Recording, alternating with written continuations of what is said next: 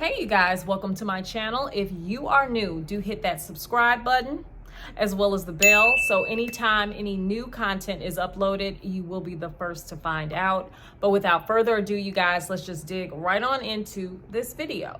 All right, you guys, so for those of you guys who have been keeping up with the Messy Brown Chronicles, is what I'm calling it, Judge Joe Brown has been a no holds barred. He's sharing all of his opinions. He's retired, and I guess he said, I'm gonna say what any and everything that crosses my mind, I'm gonna give my opinion on. But what he's saying about Tina Turner, I have never heard before, you guys. Maybe you all have. I haven't. We're gonna check out this clip together. Do wait until the end of the clip, because that's when I'm really gonna share my opinion on what Judge Joe Brown has to say. But let's just check this out. Tina Turner, what was your issue with her? You call her a witch? Yeah. I'll tell you why. See, I was defending Ike. Why was I defending Ike? Because when I was in 6th grade, 5th grade, 7th grade, junior high school in South Central LA, me and my homeboys, we'd go play at the playground or something, and Ike would drive by in his Rolls Royce with his homeboy. He'd stop. He'd go get his homeboy to go get hamburgers and fries. He'd sit there and talk to us for 2 hours, tell us to be drug-free, stay in school, keep your stuff together. He'd talk to us about the problems we were having. You know, he was always a nice guy. And then Tina had a matching Rolls Royce. The windows are tinted. If you wave at Ike, he'd roll the window down and smile at you, stop and talk. Unless he'd say, I'm busy, guys, like I'll be back. How long you gonna be here? And he'd come back, just like you said. Tina would start calling you greasy, black, pickaninny, she didn't give you permission to talk to her. Like, damn. She called you all kinds of bad things. And this isn't one or two instances, because he was out there doing what people are supposed to do about uplifting the community. You talk about the young men out there that need some guidance. Ike was always out there telling us to be straight, stay in school, work hard, and it's all about your mind, not how much you can hustle. What are you doing to make a difference? And we saw him get brutalized by that woman, get hit with objects and stuff. It ain't like, like we're looking like, damn, did you see how she hit him with that thing? I know that hurt. I didn't that he wouldn't hit back, but we always saw her started. And she had a horrible attitude. And then finally, the last time I saw this, I'm standing about less than the distance from here to this wall in the room, standing in line at Vaughn's Market on Crenshaw, right at the railroad tracks. I was in college, and there was some young ladies who were attending my former high school, Dorsey High, and they had on the sweatshirts. And Tina was about 4 people up in the line. And it was 4 of these young girls, and they were whispering, is that Tina Turner? Oh, my God, it is. So one of them got enough nerve to say, Miss Tina, may I speak? She called her a bitch and said, oh, I didn't give you permission to talk to me. I'll slap the black off of you. Don't you dare talk to me without my permission. And the girls started crying. I said, damn. So, when they had that stuff like what's love got to do with it, and they put all that stuff out, I said, damn, man, that's cold the way they doing the brother. And he had 2 cases in my court. We did real live arbitration under California Supreme Court's blessing. We're doing real contract arbitration. You know what the 2 cases he had were? He and his wife, they had a trust fund that they set up. And out of the fund, they were paying for women to escape abuseful spouses and boyfriends. If they left, it was a gift. If they went back twice, it was a loan. So they're in there getting the money back as a loan because the particular women in question went back to the abusing boyfriend or former spouse. So that's what they were doing. It's not that there wasn't violence on both sides, but if you grew up in L.A., my generation, Ike was a good guy. He did that kind of stuff that we tell artists, you need to go back there and start straightening these boys out. Talk to them, counsel them, tell them what time life is. So we saw what happened. So that's why I said what I said. It wasn't particularly being vicious to her. It's just like Ike talked to me, by the way, after the episodes aired and he could talk under FCC guidelines. I ran into him at a place called Spago's. It's an upscale restaurant in Beverly Hills. So we're talking. He said, Judge, I swear I didn't know they were going to do that. I didn't have any hard feelings. I signed off on the release. I didn't know they were going to make me this kind of demon. It's not that we didn't have things. I said, brother, and then I ran down, you were there? I said, yeah. I said, and remember that thing up in Baldwin Hills?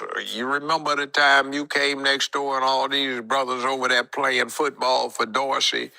And there was a barbecue going on in your neighbors, and she hit you across the back of the head with the rake when you were down there, and she was cussing at you because you had a mental block, and you said, yeah. You were there? I said, yeah. He said, I remember that. Said, now you chased her down the street afterwards, throwing Coke bottles at her, but she whacked the devil out of you with that rake. But I'm a just man. I couldn't let that go unaddressed where you made this guy that was a hero to so many young men because he talked to us, badmouth him, and he's dead, not here to defend himself. See, it's like, and then I give you context too. You run into, a long time ago, you run into somebody, hey man, what you doing? Oh man, I'm a barber, man, I got it together. Hey man, congratulations. It was marginal coming out of John Muir Junior High School, man, on Vermont and 62nd in LA. Brother, yeah, man, it was awful, yeah. You made it. Yeah, man, I'm so glad. You know what helped me? And this is before this stuff even became an issue. Ike, man, you remember Ike? We used to come talk to us? Yeah. That helped you too? Yeah, man, it kept me some focus, man. And I'd every time I'd start drifting, I'd be listening to Ike in my head about stay straight, man. So I said, yeah, I'm a barber, man. So I've gone and got my college degree, used my barber earnings to pay for my education, man. Yeah, man, I thank that, brother. And this is a long time before I had that show, but, you get these stories. So just out of righteousness, you can't let somebody be turned into a demon that has a whole lot to be said about what he did to help. Okay, so you guys checked it out for yourselves. Do leave comments down below, but this is the portion where I'm going to share my thoughts on it. I feel like I have quite a few different thoughts on what Judge Joe Brown had to say. And I'm going to kind of put it in different buckets, okay?